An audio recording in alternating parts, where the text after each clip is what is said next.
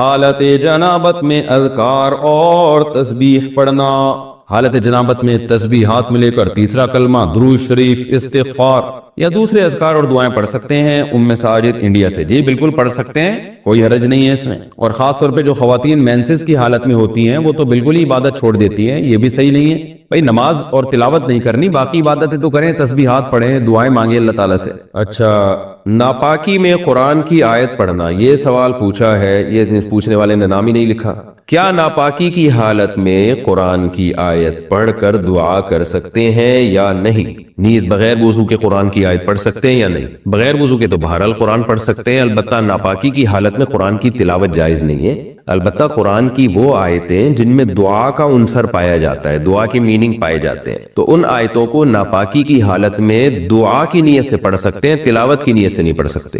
جیسے قرآن میں آتا ہے ربنا آتنا فی الدنیا حسنۃ وفی الآخرۃ حسنۃ وقنا عذاب النار. اب یہ دعا ہے لیکن قرآن کی آیت بھی ہے, تو آپ اسے آیت کی نیت سے نہ پڑھیں, ناپاکی کی حالت میں دعا کی نیت سے آپ پڑھ سکتے ہیں. اسی طرح آیت الکرسی ہے تو یہ قرآن کی آیت, لیکن اگر آپ ناپاکی کی حالت میں یعنی جنابت میں یا حیض و نفاس کی عورت اگر ہے تو حیض و نفاس کی حالت میں آیت الکرسی قرآن کی تلاوت کی نیت سے نہ پڑھیں. ہاں وہ بطور دم کے, بطور رقیہ کے, بطور وظیفہ کے پڑھ سکتی ہے وہ. اسی طرح سورہ فلق سورہ ناس ہے, آپ دم کرنے کے لیے تو پڑھ سکتے ہیں, تلاوت کی نیت سے نہیں پڑھ سکتے.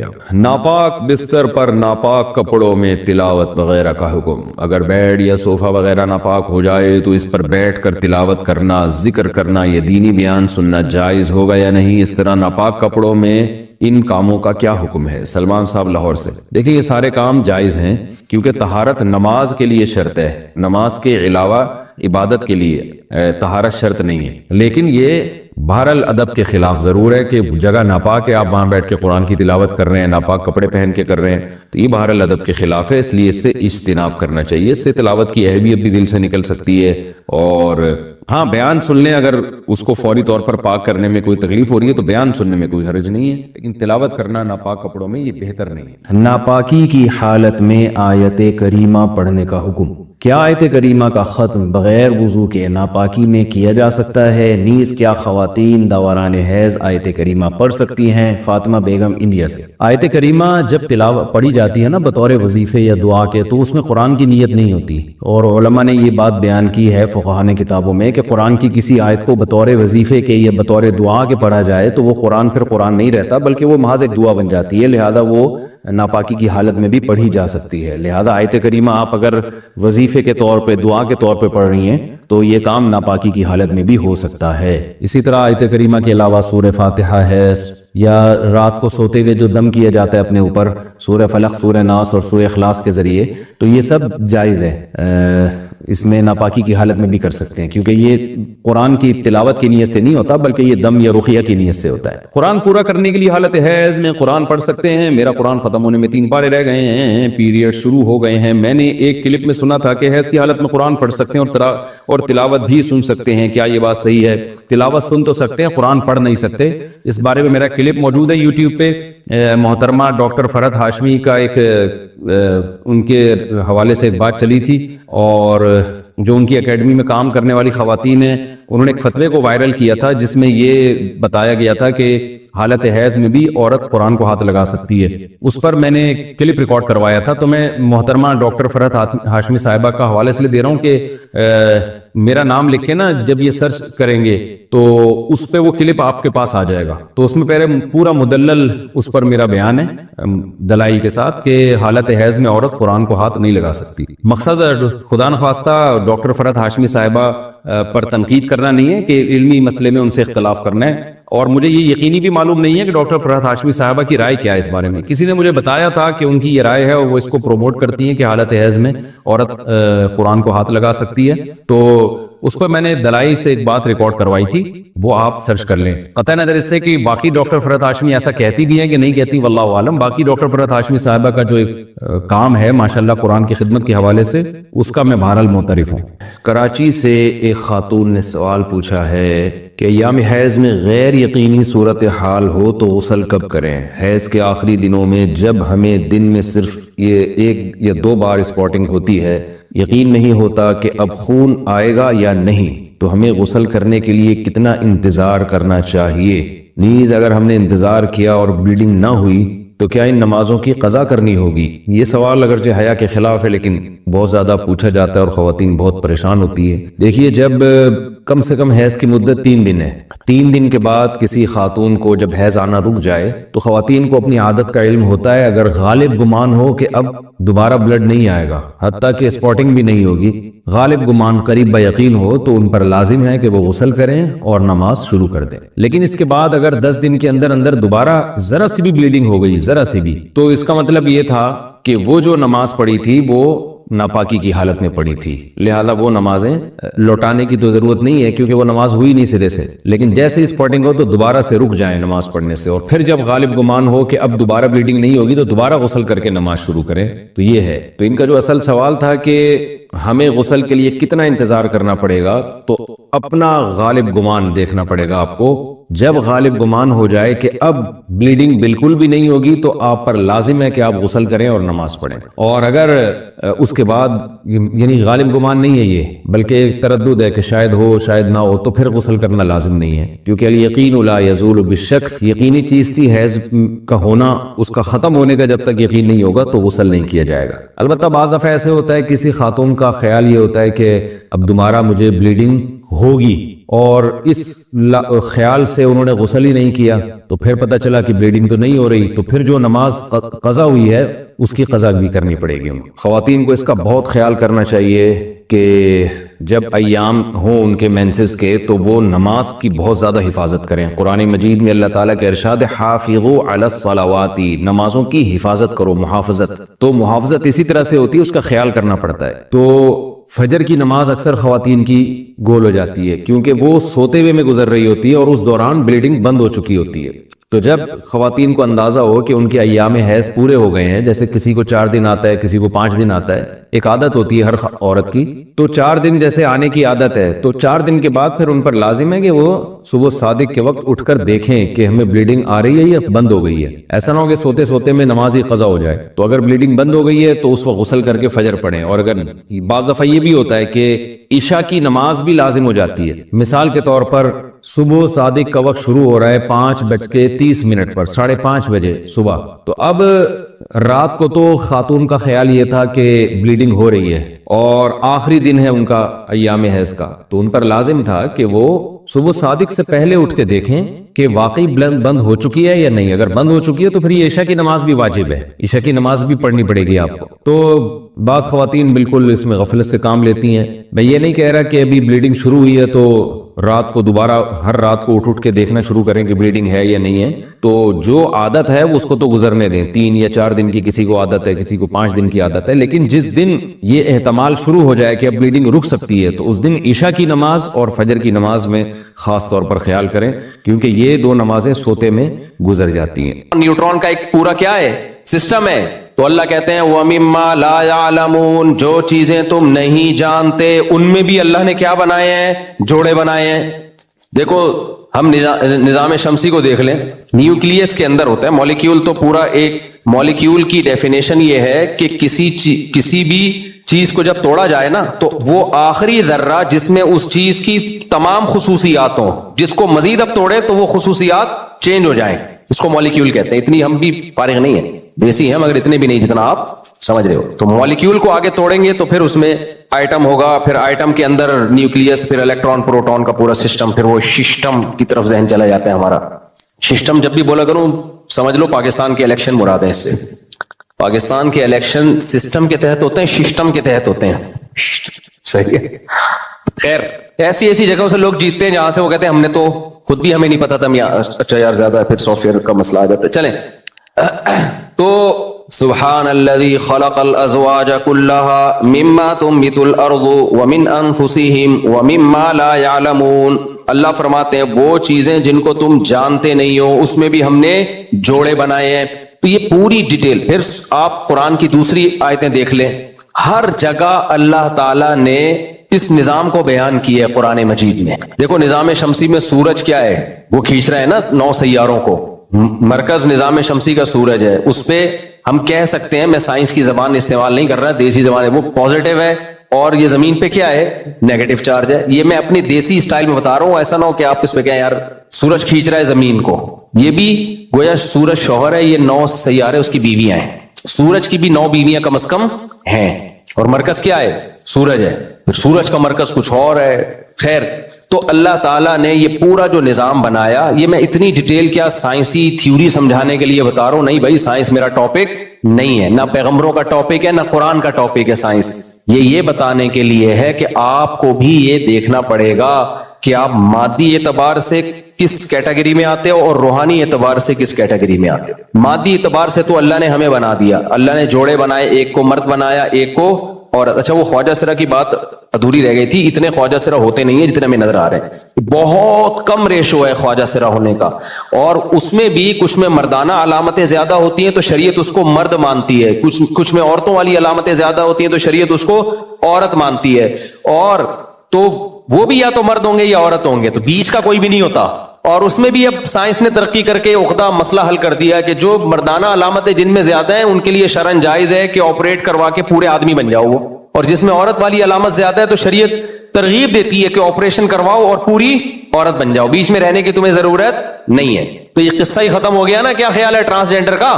تو 2 ہی ہیں, یا ادھر ہو جاؤ یا ادھر ہو جاؤ, پورے ادھر ہو جاؤ. کچھ کو تو اللہ نے پیدا کر دیا, پورا ادھر ہی بنا دیا, جیسے ہم لوگ ہیں ہم کو پورا ہی بنا دیا اللہ نے, اور جو عورت ہے اس کو اللہ نے پورا شی بنا دیا.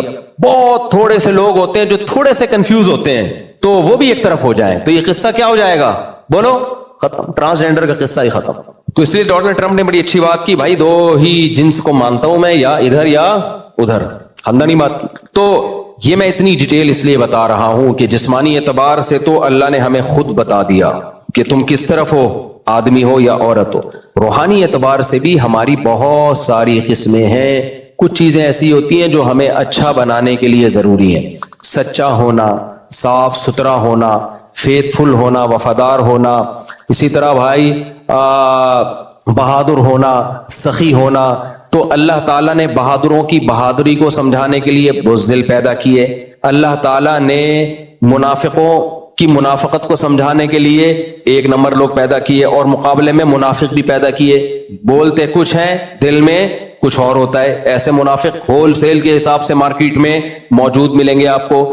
اللہ نے لالچی لوگ بھی پیدا کیے, اللہ تعالیٰ نے سخی لوگ بھی پیدا کیے, یعنی ایسے جو دوسروں کا پیسہ بٹورنے میں لگے رہتے ہیں, اور ایسے جو دوسروں پہ پیسہ نچھاور کرنے میں لگے رہتے ہیں, ایسے جو جھوٹ بولتے ہیں, ایسے جو سچ بولتے ہیں, ایسے جو رشتہ داری توڑتے ہیں, ایسے جو رشتہ داری جوڑتے ہیں, ایسے جو سوسائٹی میں اصلاح کرتے ہیں, اور ایسے بھی جو سوسائٹی میں فساد کرتے ہیں. تو اب ہمارے لیے چیزوں کو سمجھنا بہت آسان ہو گیا. چیزوں کو سمجھنا کیا ہو گیا؟ بہت آسان.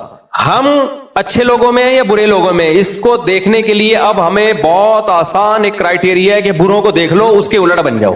کیا خیال ہے؟ خاندانی ہو گیا کہ نہیں ہو گیا کام؟ بھائی آپ کو اپنی سوسائٹی میں نظر آ جائیں گے, بروں کو دیکھ لو, خود آپ کو اندازہ ہوگا. دیکھو دوسروں کو دیکھ کے کیسے اندازہ ہوتا ہے. انسان کو اپنی برائی لگتی نہیں ہے. ہمیشہ وہ برائی جب دوسرے میں ہوتی ہے تو فوراً آپ کے سگنل کام کرنا شروع کر دیتے ہیں, یار یہ تو غلط ہے, یہ کیا ہے غلط. تو بس دیکھ لو, جب میں دوسرے کے بارے میں کہہ رہا ہوں کہ یہ غلط ہے تو اٹ مینس کہ میرے اندر اگر یہ برائی ہوگی تو میں بھی کیا ہوں گا؟ غلط. تو دوسرے کے بارے میں دیکھ لیے, بہت بہترین معیار ہے کہ دوسرے کو سامنے رکھ کے اپنے آپ کو پرکھا کرو. اپنی برائی تو انسان اس کی تعویلات کر رہا ہوتا ہے, ایکچولی کر کے نا اس کو گھما رہا ہوتا ہے. اپنی برائی کبھی بری نہیں لگتی.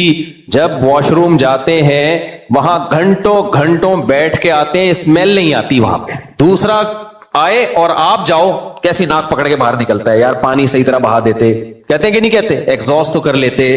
کیا مطلب بھائی؟ رپورٹ تو ایک ہی ہے, جو رپورٹ آپ نے پیش کی وہی رپورٹ. کیا خیال ہے بھائی؟ جو رپورٹ آپ نے پیش کی ہے وہی رپورٹ اس نے پیش کی ہے, اور ہو سکتا ہے اس کی رپورٹ آپ کی رپورٹ سے اچھی ہو, آپ کا پیٹ خراب ہو, آپ کی رپورٹیں کلیئر نہ ہو, لیکن دوسرے کی رپورٹ پہ الٹی آتی ہے, اپنی رپورٹوں پہ کچھ بھی نہیں ہوتا. واش روم میں کنڈی لگا کے بیٹھ جاتا ہے, بھول جاتا ہے کہ میں کس سلسلے میں حاضر ہوا تھا. یہ بہت بڑی دلیل ہے کہ اپنا گند انسان کو گندا نہیں لگتا, دوسرے کا چھوٹا سا گند بھی انسان کو بہت برا لگتا ہے. یہ حقیقت ہے, یہ فطرت ہے انسان کی. تو اس سے ہمیں کیا پتا چلتا ہے؟ بھائی آپ جب واش روم میں جاتے ہو, اسمیل تھوڑی نامناسب مثال ہے, لیکن مثال تو واضح کلیئر ہو تو بے شک نامناسب ہو, تو وہی مناسب ہے جو کلیئر ہو.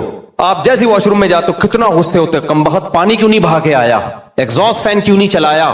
تو اس سے فوراً اندازہ ہونا چاہیے آپ کو کہ بھائی مجھے جو اپنی رپورٹ بری نہیں لگ رہی تھی وہ اس لیے کہ وہ میری تھی. اس کا مطلب میں اگر یہ کام کروں گا تو دوسرے کو بھی اتنا ہی غصہ آئے گا جتنا مجھے غصہ آ رہا تھا. دوسرے کے عمل سے پتہ چلتا ہے, کمپیئر کریں آپ. تو ایسے ہی میرے بھائی جو اخلاقی برائیاں ہوتی ہیں نا, اخلاقی کائنڈلی اخلاقی برائیاں, وہ بھی اپنی بری نہیں لگ رہی ہوتی, دوسرے کی بہت زیادہ بری لگ رہی ہوتی ہیں. آپ جھوٹ بول کے مال بیچتے ہو تو ہوتا یہ ہے کہ آپ تو مجبور ہوتے ہو, آپ کہتے ہو ایکچولی مہنگائی اتنی ہے, سارے جھوٹ بول رہے ہیں, تو آپ تھوڑی دیر کے لیے اپنے آپ کو کسٹمر کی جگہ رکھ لو کہ میں کسٹمر ہوں اور یہ جو کسٹمر ہے یہ دکاندار ہے. یہی پتلون خریدنے کے لیے میں اس کے پاس آیا ہوں اور یہ نیو کراچی میں بنی ہے اور اس کمبخت نے میڈ ان جاپان لکھا ہوا ہے اس کے اوپر, اور اب یہ مجھے بیچ رہا ہے اور میں اس سے کہہ رہا ہوں کہ جھوٹ کیوں بول رہے ہو, تو یہ دلیل دے رہا ہے کہ مہنگائی کی وجہ سے سچ بول کے مال بیچنا بہت مشکل. تو میرا ایٹیٹیوڈ کیا ہوگا؟ میں کہوں گا ویل ڈن, تھینک یو. مہنگائی میں ایسا ہی کرنا چاہیے ورنہ بھوک سے مر جاؤ گے. کیا آپ کا ریئیکشن یہ ہوگا؟ بولو نا. نہیں ہوگا, آپ کو غصہ آئے گا, اوے تو کیا تیرے حق میں مہنگائی ہے, ہم کیا سونے کے نیوالے کھا رہے ہیں, ہمیں کیوں الو بنا رہا ہے اس مہنگائی میں, کہ ہم بھی اسی ملک کے شہری نہیں ہیں, کہ ہم بھی انسان نہیں ہیں, کہ ہمارے بچے نہیں ہیں, ہمیں کیوں جھوٹ بول رہا ہے بھائی. کتنے ہم نے واقعات سنے ہیں. مرغی والے نے جو ہے نا, وہ جو گوشت نہیں بیچ رہے ہوتے, وہ جو تولنے کے باٹ ہیں یا جو ڈیجیٹل ترازو ہے اس میں گڑبڑ کی ہوتی ہے. ہمارے ایک دوست نے پکڑ لیا, ہمارے ایک دوست کا بزنس تھا, انہوں نے پارٹنرشپ پہ اسی طرح بزنس کھولا جو چکن میٹ ہے اس کا بزنس. تو ایک کسی خاتون کو پتا چل گیا کہ یہ پارٹنر ہیں اس کے, بہت بڑی داڑھی تھی ان کی. وہ خاتون گوشت لے کر آئی اور کہا کہ آپ کی پارٹنرشپ پہ جو شاپ ہے میں نے وہاں سے یہ میٹ خریدا ہے 10 کلو یا 15 کلو, میں نے گھر میں ایک الگ ترازو رکھا ہوا ہے, جب اس پہ آ کے ناپا تو 2-3 کلو کا فرق آ رہا ہے اس میں. کہ مجھے پتا چلا آپ پارٹنر ہیں اس پہ. تو وہ آ گئی, تو وہ صاحب نے مجھے بتایا کہ میں دکاندار کے پاس گیا کہ بھائی تو مجھے بدنام کر رہا ہے. کہتے ہیں اس نے باتوں کو گھما دیا. جب وہ خاتون چلی گئی تو کہتے ہیں صاحب آپ جیسے بے وقوف لوگوں کا کام نہیں ہے بزنس کرنا.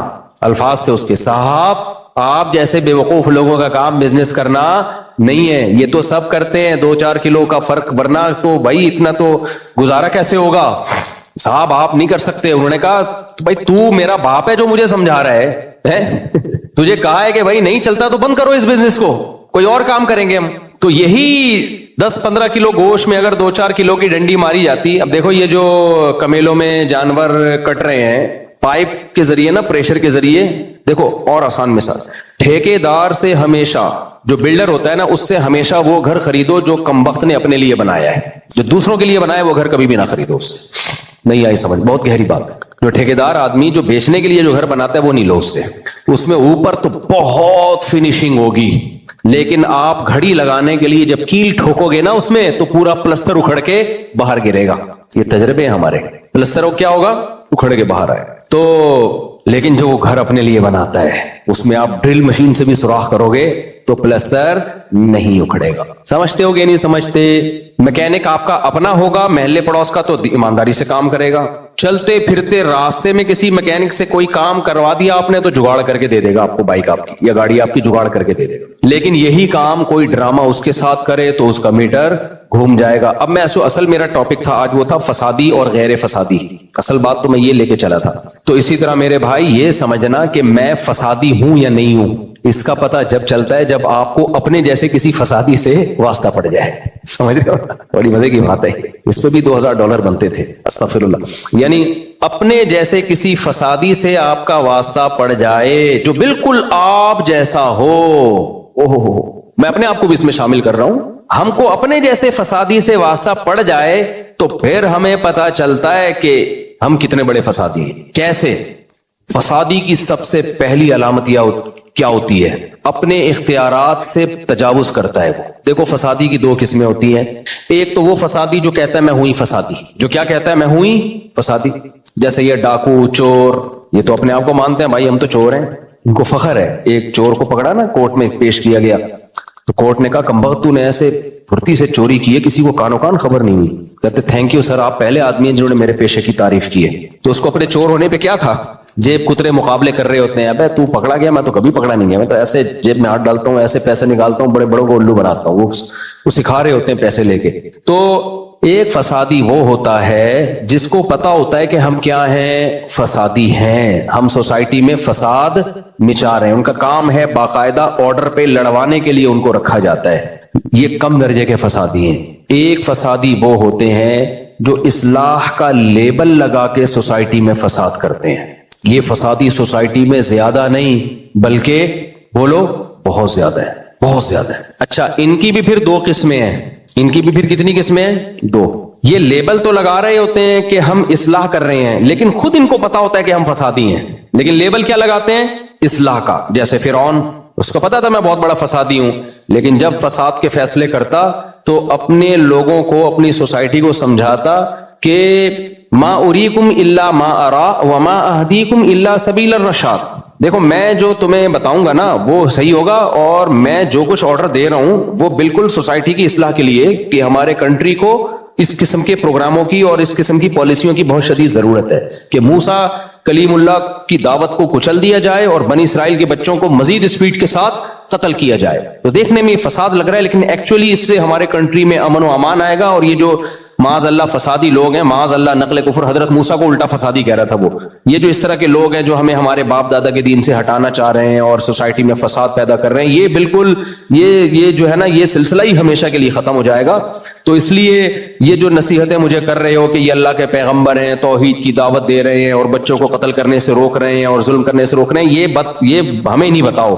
میں جو فیصلہ کروں گا وہ سوسائٹی کے لیے کیا ہوگا اچھا. حالانکہ فرعون کو پتا تھا کہ میں جھوٹ بول رہا ہوں, پتا تھا کہ نہیں پتا تھا؟ اس کو پتا تھا کہ بھائی یہ سب ریاست کے حکومت کے لیے اور سب لوگوں کو الو بنانے کی باتیں. تو یہ وہ فسادی ہے جس کو پتا ہے کہ میں فسادی ہوں, لیکن وہ لیبل سوسائٹی میں کیا لگا رہا ہے؟ اصلاح کا. یہ بھی بہت بڑے فسادی ہوتے ہیں. اس سے بھی بڑے فسادی پتہ ہے کون ہوتے ہیں؟ جو لیبل اصلاح کا لگاتے ہیں اور سمجھتے بھی یہی ہے کہ ہم اصلاح کر رہے ہیں, لیکن اصلاح کے بجائے سوسائٹی میں کیا ہو رہا ہوتا ہے؟ بے تحاشا فساد. کیونکہ ان کا طریقہ کار ایسا ہوتا ہے جس طریقہ کار سے کبھی کسی سوسائٹی کی اصلاح ہوئی نہیں ہے. نہ اس سے گھر ٹھیک ہو سکتا ہے, نہ کوئی ادارہ ٹھیک ہو سکتا ہے, نہ اس طریقہ کار سے کوئی ملک ٹھیک ہو سکتا ہے, نہ دنیا ٹھیک ہو سکتی ہے. یہ سب سے ڈینجرس فسادی ہوتے ہیں. سمجھ میں آ رہی ہے بات؟ یہ کون لوگ ہوتے ہیں؟ تین قسمیں سمجھ میں آ گئیں. دوبارہ سے ریپیٹ کر دیتا ہوں. یہ فسادیوں کی تین قسمیں ہیں.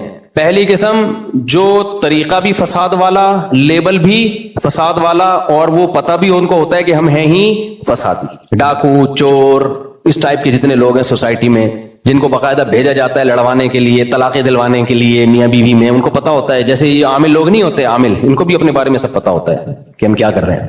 دوسرا کیا ہوتا ہے؟ دوسرے وہ لوگ ہوتے ہیں جو لیبل اصلاح کا لگاتے ہیں, لیکن ان کو پتا ہوتا ہے کہ ہم اصلاح نہیں کر رہے, ہم کیا ہیں؟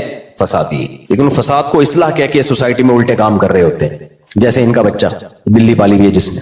اچھا, تیسرا یہ جو لیبل بھی اصلاح کا لگاتے ہیں اور ان کا اپنے بارے میں خیال بھی یہی ہوتا ہے کہ ہم کیا کر رہے ہیں؟ اصلاح. لہذا بڑے اخلاص سے اصلاح کا کام کر رہے ہوتے ہیں, لیکن کام کرنے کا طریقہ وہ ہوتا ہے جو ٹھیک نہیں ہوتا. اس کے ریزلٹ بہت ڈینجرس اور بہت خطرناک نکلتے ہیں. اس کی میں ایک مثال دیتا ہوں, جیسے لیبیا اور شام میں ہوا ہے. لیبیا میں کیا ہوا تھا پتہ ہے آپ کو؟ جنرل قذافی میں کچھ تھی عیاشیاں, لیکن لیبیا اکنامکلی ایک انتہائی پاورفل کنٹری تھا. بڑی طاقتوں کی آنکھوں میں آنکھیں ڈال کے بات کیا کرتا تھا. وہاں کی عوام بہت اسٹیبل تھی, شادی پہ پیسے ملا کرتے, بچوں پہ الاؤنس ملا کرتے. جو نوجوان پڑھنا چاہتے یورپ امریکہ, حکومت کے خرچوں پہ ان کو بھیجا جاتا. بڑی طاقتوں نے دیکھا کہ ہے ایک اسلامی ملک, اس اسلامی کنٹری میں خرابی ہے کہ اس کا صدر عیاش ہے. اس کا صدر کیا ہے؟ عیاش ہے. تو ملک مزے اڑا رہا ہے, تو اس ملک کی کمزوری سے ناجائز فائدہ اٹھاؤ اور پبلک کو یہ سمجھاؤ کہ یہ سب کھا گیا. اس نے کیا کیا؟ سب کھا گیا. یہ تو اس کو خلاف اٹھو. لوگ دیکھ نہیں رہے تھے کہ ہم جب اس کے خلاف اٹھیں گے تو کیا لیبیا ہمارے ہاتھ میں آئے گا یا بڑی طاقتوں کے ہاتھ میں آئے گا؟ نہ, یہ نہیں دیکھا پبلک نے. آج آپ ویڈیوز اٹھا کے دیکھ لو ماضی کی. نوجوان طبقہ جو ہے نا یہ سوسائٹی کی بہت اچھی اصلاح بھی کر سکتا ہے, لیکن چونکہ ینگسٹر ہوتے جذباتی ہیں, کسی سوسائٹی کو تباہ کروانا ہونا تو بھی ان سے ہی ہوگا. ان کی حماقتوں سے بھی فائدہ, جذبات, حماقت سمجھتے, جذبات سے بھی فائدہ اٹھایا جا سکتا ہے. ہر وقت لڑنے مارنے پہ آ جاتے ہیں. تو رزلٹ کیا ہوا؟ تحریکیں شروع. او بھائی, شریعت اس بارے میں کیا کہتی ہے؟ حاکم اگر عیاش ہو, غلط ہے, نہیں ہونا چاہیے, لیکن اس کی پرسنل معاملہ ہے یہ. آپ یہ دیکھو, جب آپ اس کے خلاف بغاوت کرو گے تو کیا آپ کے پاس کوئی آلٹرنیٹ ہے؟ اگر ہے تو سبحان اللہ ضرور کریں آپ, لیکن آپ کے پاس کیا پالیسی ہے پہلے سے؟ کیا آپ کے پاس کوئی فریم ورک کیا ہے, اسٹرکچر کیا ہے آپ کے پاس, کون سنبھالے گا اسٹیٹ کو. ایسا تو نہیں کہ اس سے بڑا کوئی مسلط ہو جائے. مگر لیبیا کی جو ینگسٹر تھے ان کو یہ بات سمجھ میں نہیں آئی. سنجیدہ علماء نے سمجھایا چھوڑ دو بھائی اس کو اپنے حال پہ. حاکموں میں اکثر عیاشی گزرے ہیں, بہت کم نیک لوگ گزرے ہیں, اس سے اللہ حساب لے لے گا. ہم نے اسٹیٹ کو دیکھنا ہے, ریاست کو دیکھنا ہے. نہیں سمجھ میں آتی ہے کہ سب جو بھی اس طرح کی بات کرتا سوسائٹی میں اصلاح کی, اس کو حکومت کا پٹھو کہا جانے لگا. لگتا ہے یہ بھی ڈالر لیتا ہے, لگتا ہے یہ بھی پیسے لیتا ہے. وہ بیچارہ ثبوت پیش کرتا میں پیسے نہیں لیتا, میرا کوئی لینا دینا نہیں ہے, میں ریاست بچانے کے لیے کر رہا ہوں. نہ یہ سرکاری ہے. یہ بڑا زبردست نعرہ ہے. ہم چیخ کے تھک گئے. جامعۃ الرشید 1 روپیہ بھی گورنمنٹ سے نہیں لے رہا. مفتی عبد الرحیم صاحب کی 1 بالش بھی زمین نہیں ہے. بیٹوں کا حال دیکھو, وصیت کی ہوئی ہے کہ جامعہ میرے مرنے کے بعد میرے بیٹوں کے حوالے نہیں کیا جائے گا. پھر بھی لوگ کیا کہتے ہیں, سرکاری ملا. اور کہہ وہ رہے ہوتے ہیں جن کے پاس کروڑوں کی پراپرٹیاں ہیں. نہیں مان رہے لوگ. کیوں؟ ملک کی بات کرتے ہیں, اسٹیٹ کی بات کرتے ہیں, ریاست کی بات. بھائی ریاست بچاؤ, ہم اپنے لیے نہیں کہہ رہے, عوام کے لیے کہہ رہے ہیں. تو کوئی کہتا ہے فوج کو فیور کر رہے ہیں. بھائی اگر ریاست ٹوٹی تو فوجی جرنیلوں کا نقصان نہیں ہے, یہ باہر چلے جائیں گے. نقصان کس کا ہے؟ وہ کہہ رہے ہمارا نقصان ہے اس میں. خدا نہ خواستہ ریاست پہ اٹیک ہوتا ہے, کچھ ہوتا ہے اور ریاست کے ٹکڑے ہو جاتے ہیں, تو آپ کا کیا خیال ہے فوجی جرنیلوں کا نقصان ہوگا؟ بتاؤ نا. بیڑا غرق ہمارا, اور سب سے پہلے مذہبی طبقے کا بیڑا غرق ہوگا جو خلافت کے نام پہ ریاست کے ٹکڑے کرنے پہ لگے ہوئے ہیں کہ خلافت قائم کرو. خلیفہ کون ہے؟ اس کو تو لاؤ مارکیٹ میں, اس کو تو پرکھو, اس میں کتنی صلاحیت ہے خلافت کی. وہ ساحل ادیم نے کہا تھا نا بغاوت بغاوت بغاوت. ہم نے کہا بھائی خلیفہ کون ہوگا بغاوت کے بعد؟ آپ کو ہم خلیفہ بنائیں گے. کوئی پیکج نہیں ہے. ہر تھوڑے دن میں کوئی خلافت کے نام پہ کہیں نہ کہیں کوئی تحریک. یونیورسٹیوں میں الگ تحریک چل رہی ہے, علاقوں میں الگ تحریک چل رہی ہے. آپ کے پاس آلٹرنیٹ کیا ہے؟ شام میں حالات دیکھو. ٹھیک ہے شام میں جو حکومت تھی وہ ہمارے مسلک کی نہیں تھی, لیکن امن تھا, امان تھا, علماء کی ایک بہت ویلیو تھی وہاں پہ. پھر وہ اسرائیل کے مقابلے میں کھڑا ہوا تھا. وہاں بھی سورش کی گئی, ینگسٹر کو استعمال کیا گیا. نتیجہ کیا نکلا؟ جو قتل و غارت کا بازار گرم ہوا ہے شام میں. اب ایک حکومت آ تو گئی ہے, لیکن ہمیں نہیں پتا اس حکومت کا فیوچر کیا ہے, آپس میں مزید کتنی خانہ جنگی ہوگی. اور ایسا تو نہیں ہے کہ حکومت تو آ گئی اچھے لوگوں کی, لیکن اس سے فائدہ کون اٹھانا شروع کر دے؟ اسرائیل. ہمیں نہیں پتا, اللہ کرے اچھا ہی ہو. میں کوئی یقینی رائے قائم نہیں کر رہا کسی کے بارے میں. تو ہر جگہ آپ کو ایسے لوگ نظر آئیں گے. باتیں کرنے پر خوب سمجھ لو گورنمنٹ کی طرف سے کوئی پابندی نہیں ہے. کچھ بھی آپ پیکج لے کر آؤ, ہمیشہ اصلاح کا وہ پیکج ہو جو سوٹیبل پیکج ہو, جو گراؤنڈ ریئلٹی سے میچ کر رہا ہو. ہوائی باتیں نہ ہو, الہام اور کشف و کرامات پہ مبنی نہ ہو کہ مجھے خواب آیا انقلاب آ رہا ہے. آپ کے خوابوں کی بھیٹ پر